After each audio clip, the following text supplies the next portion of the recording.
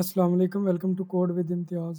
आज की इस वीडियो में हम सीखेंगे कि कैसे हम शॉपिफ़ाई स्टोर को गिटहब के साथ कनेक्ट करते हैं ताकि हम उसको वीएस कोड के साथ एडिट कर सकें और उसको गिटहब पर डिप्लॉय कर सकें। तो गिटहब के साथ कनेक्ट करने के लिए हमें कुछ टूल्स की ज़रूरत होगी। सबसे पहले आप नोड जेएस को डाउनलोड कर लें।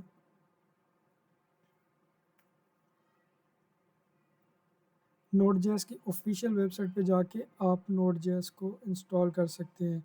इसका यूज़ क्या होता है? ये शॉपिफ़ाई के सीएलआई के बैकएंड्स के जो फंक्शंस होते हैं उसको परफॉर्म करता है। आप अब हम इंस्टॉल करेंगे शॉपिफ़ाई सीएलआई। शॉपिफ़ाई सीएलआई को इंस्टॉल करने के लिए गूगल में लिखें शॉपिफ़ाई सीएलआई।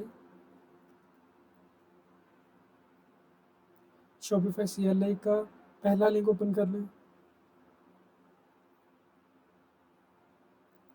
शॉपिफ़ाई सीएलआई की मदद से आप ये सिंपल समझ लें कि हम अपनी शॉपिफ़ाई थीम्स को क्रिएट, एप्लीकेशंस को मैनेज और कुछ भी चेंजेस वगैरह करने हैं तो हमें शॉपिफ़ाई सीएलआई को इंस्टॉल करना पड़ेगा। उसके लिए कुछ रिक्वायरमेंट्स होती हैं। हमें नोड.जेएस इंस्टॉल करनी पड़ती है। मैंने आपको पहले ही बता चुका हूँ कि आप नोड.जेएस को इंस्टॉल कर लें। वो जावास्क्रिप्ट की जितनी भी फंक्शनैलिटी है, जितने भी एक्शंस होंगे उनको परफॉर्म करता रहेगा बैकएंड पे। अब इसके बाद हमने इंस्टॉलेशन की जो सेक्शन है उसमें आके यहाँ से कमांड npm वाली कमांड कॉपी करनी है और पावर शेल ओपन कर लेना है। विंडोज़ पावर शेल आप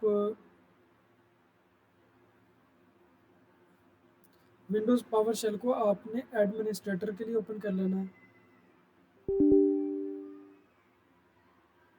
अब यहाँ पर ये कमांड पेस्ट करके इंटर प्रेस कर देना है। हम अपना हम पावर शेल इसलिए यूज़ कर रहे हैं क्योंकि ये सीएमडी की तरह कमांड लाइन टूल होता है, लेकिन ये ज़्यादा पावरफुल होता है, इसलिए हम इसमें अपनी कमांड्स को इंस्टॉल कर रहे हैं। शॉपिफ़ाई सीएलआई इंस्टॉल होने के बाद हम इसका वेरिफिकेशन भी करेंगे कि वो सक्सेसफुली हुई या नहीं। आप उसको चेक करने के लिए आप शॉपिफ़ाई वर्जन के नाम से कमांड एंटर करेंगे। इससे आपको पता चल जाएगा सक्सेसफुली हुई या नहीं। ये देखें 3.82.1 मेरी शॉपिफ़ाई सीएलआई सक्सेसफुली इंस्टॉल हो चुकी है। अच्छा, जब आपने वीएस कोड को और जब गिटहब डेस्कटॉप को डाउनलोड किया था तो आपने उनको अपने गिटहब अकाउंट के साथ कनेक्ट भी करना था। मैं आपको इस शॉर्ट वे में बता देता हूँ। ये सारी चीज़ें मैं इसलिए प्रॉपर परफॉर्म नहीं कर रहा क्योंकि ये वीडियो बहुत लंबी हो जाएगी। तो मुझे उम्मीद है आप लोगों को ये चीज़ें आती होंगी। आप यहाँ विजुअल स्टूडियो अकाउंट्स में जाके इसको कनेक्ट कर सकते हैं। इसी तरह आप गिटहब डेस्कटॉप को अपने गिटहब अकाउंट के साथ कनेक्ट कर सकते हैं। गिटहब डेस्कटॉप ओपन करेंगे, फाइल पे क्लिक करेंगे, ऑप्शंस में जाके यहाँ से आप इसको कनेक्ट कर सकते हैं। मेरा ऑलरेडी कनेक्टेड है तो इसलिए मैं आप लोगों का टाइम वेस्ट नहीं करूँगा। तो गिटहब के साथ कनेक्ट कर लेंगे। उसके बाद आपने क्या करना है, गिटहब रिपॉजिटरी क्रिएट कर ली। अब आपने उस थीम को डाउनलोड करना है जिसको आप गिटहब पर डिप्लॉय करना चाहते हैं और अपने डेस्कटॉप पे मैनेज करना चाहते हैं। यहाँ डाउनलोड थीम फाइल पे आप क्लिक करेंगे, सेंड ईमेल पे क्लिक करेंगे। उसके बाद आपने अपनी ईमेल ओपन कर लेनी है जिस पे आप इस रिपॉजिटरी को डाउनलोड करेंगे। आपको ये देखें, मुझे ये रिपॉजिटरी आ चुकी है। यहाँ से मैं थीम एक्सपोर्ट पे क्लिक करता हूँ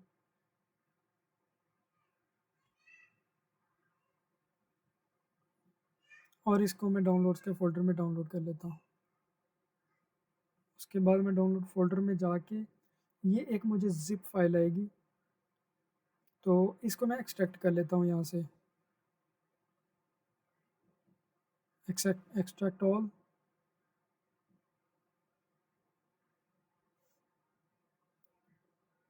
ये मेरी एक्सट्रैक्ट होकर फ़ाइल ओपन हो चुकी है। इसकी सारी फाइल्स को कंट्रोल A कंट्रोल C से मैं कॉपी कर लेता हूँ। अब मैं दोबारा से गिटहब अकाउंट पे जाता हूँ जो अभी हमने रिपॉजिटरी क्रिएट की है। अगर तो आपको अगर आप कमांड्स लिख सकते हैं तो गिट क्लोन के साथ आप इसको क्लोन कर सकते हैं। अगर आप बिल्कुल बिगिनर हैं, जो आपने डेस्कटॉप एप्लीकेशन ओपन की है, यहाँ पर ये देखें सेटअप इन डेस्कटॉप, इस पर आप क्लिक करेंगे तो ये आपसे पूछेगा कि आप गिटहब डेस्कटॉप के साथ ओपन करना चाहते हैं। बिल्कुल ओपन गिटहब डेस्कटॉप पे क्लिक किया। ये देखें, अब ये आपके पास क्लोन रिपॉजिटरी का ऑप्शन आ गया है। हम क्या करेंगे, इसको अगर आप डेस्कटॉप पे या किसी भी फ़ोल्डर स्पेसिफ़िक में इसको करना चाहते हैं तो फ़ोल्डर सेलेक्ट कर सकते हैं। मैं इसको डेस्कटॉप कर लेता हूँ। डेस्कटॉप सेलेक्ट किया, इसको मैंने कर दिया क्लोन।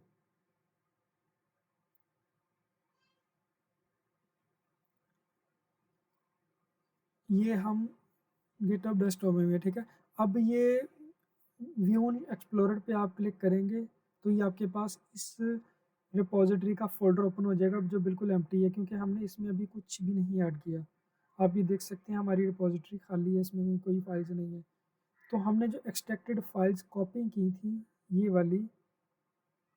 वाली जो फाइल्स हमने कॉपी की थी, इनको हम डेस्कटॉप पे जो हमारा मार्कलुक डॉट पीके की हमने रिपॉजिटरी बनाई थी उसमें हम पेस्ट कर देते हैं। इस फ़ोल्डर को हम वीएस कोड के साथ डायरेक्ट ओपन भी कर सकते हैं और यहाँ से भी कर सकते हैं, जो आपको ईज़ी लगता है। तो ये देखें, ये कमिट का ऑप्शन आ गया। यहाँ जहाँ समरी रिक्वायर्ड है, यहाँ पर आप फाइल्स लिख दें या कुछ भी लिख के आप इसको कमिट कर दें। अब ये सारी फाइल्स हमारी गिटहब पर पुश हो जाएंगी। आप इसको वीएस कोड के साथ भी कर सकते हैं, मैं आपको वो भी दिखा देता हूँ।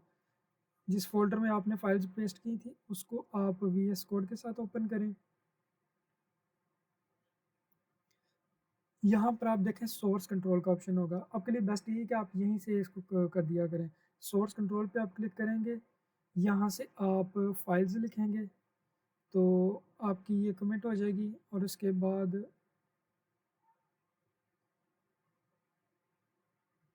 ये देखिए हमारी फाइल्स, क्योंकि हमने गिटहब डेस्कटॉप के साथ कर दी थी इसलिए ये यहाँ पर हो चुकी हैं।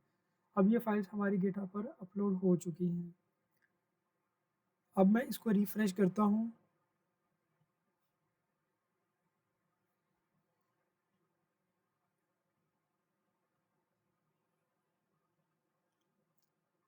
सॉरी, पब्लिश ब्रांच भी करना है इसको।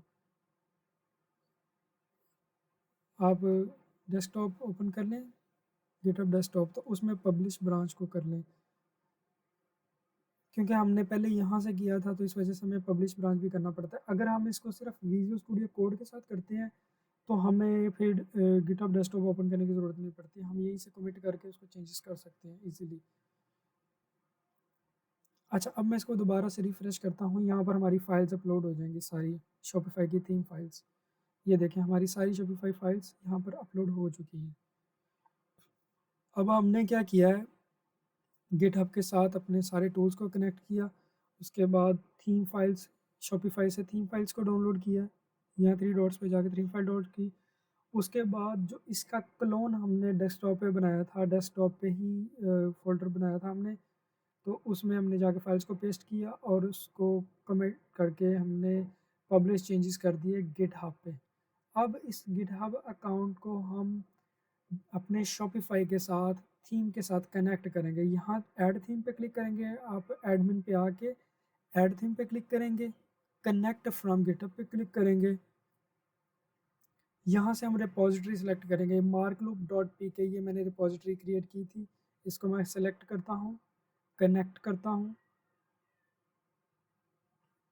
तो ये मेरी थीम जो मैंने गिटहब पर अपलोड की है, ये मेरी शॉपिफाई थीम के साथ डायरेक्टली कनेक्ट हो जाएगी। सोर्स कंट्रोल पे जाके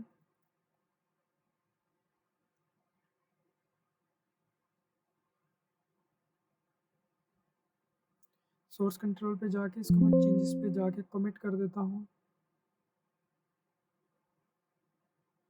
सेम चेंजेस पे किया।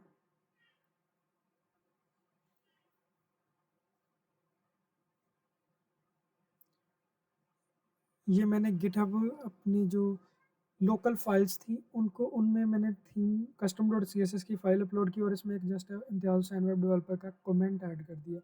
अब मैं आपको ये गिटहब पर ये चेंज चेक करवाता हूँ। इसको मैं रिफ्रेश करता हूँ। हमने एसेट्स के अंदर एक custom dot C S S की फ़ाइल क्रिएट की थी।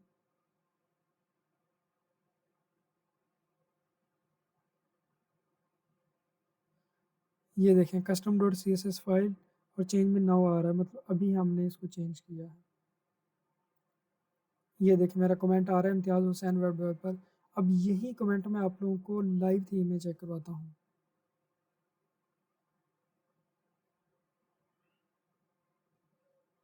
एड 3 डॉट्स पे क्लिक किया, एडिट कोड पे गए,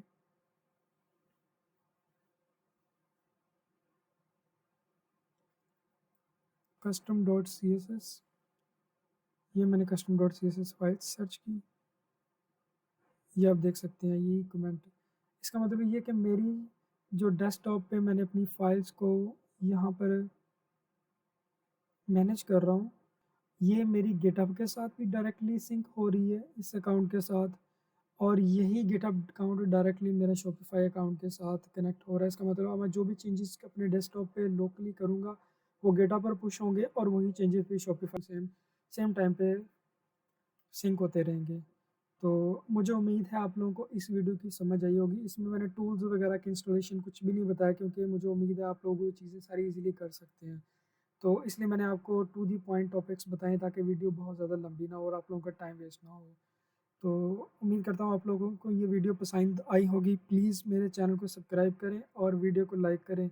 अगर आप इस तरह की वीडियोस और चाहते हैं तो मेरे चैनल के साथ बने रहिए। तब तक टेक केयर, अल्लाह हाफिज़।